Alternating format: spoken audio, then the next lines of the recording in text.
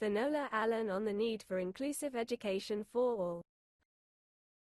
Digital accessibility means that everybody can use technology in a way that suits them and benefits them.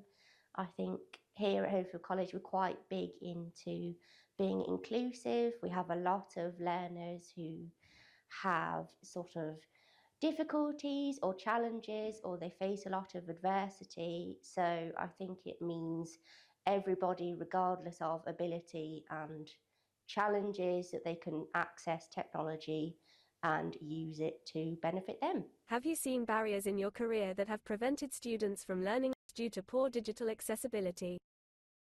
I have come across a lot of barriers. I think it's quite hard, especially when you have learning difficulties, to understand technology and what that is and what accessing it means, because a lot of our learners, even though they are kind of older, in their brain they have a younger ability and a younger level.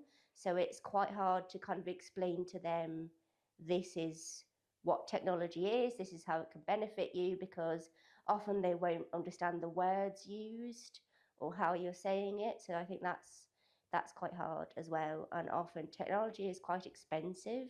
So for a lot of people, they can't access it from a financial point of view.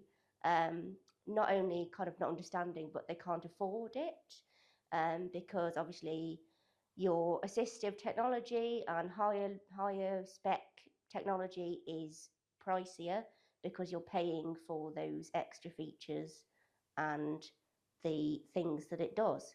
So I think they're kind of the two main issues and problems that face young people with technology. What technology do you use at Homefield that assists students in getting an equal learning experience? I mean, thinking again of the learners at Homefield, some of them have sort of like kind of talking devices, like kind of iPads that sort of talk a bit for them, but they put in what they want it to say, and then they can change the voice as well. So it makes it more personal to them, instead of just kind of a robotic voice that's like, hi, my name is, in like a really kind of monotone way. They can make it sound like them. So that really helps a lot of the learners who have speech and language difficulties. So for them, having assistive technology and things that help them voice their views and give them autonomy back is very good. They've got phones as well. Sometimes in the class, in the lessons, it's used for just kind of aiding the learning. So it would have, maybe they'd have a Kahoot quiz and they could access that on their phone, or maybe they'd research into a particular person or somebody that resonated to the topic they were learning about, and then they might, for example, then do a presentation based on the research they've done on the phone about the person. So it's kind of using what they already have to assist their learning, essentially. After listening to your student voice, what were your findings on preferred easy read options? We do tend to use kind of more pictures now as opposed to symbols. That's only because we're trying to do a total communications approach. So moving away from things that make it look maybe a bit younger or a bit more childish, perhaps because they are in a college, they're young people, they don't want to kind of be perceived as younger than they actually are in terms of what they can understand and interpret. So we do use pictures a lot more now.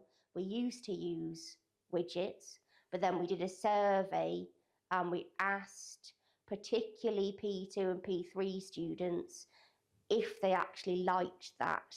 And a lot of them said no. And we said, if you said no, what would you prefer instead?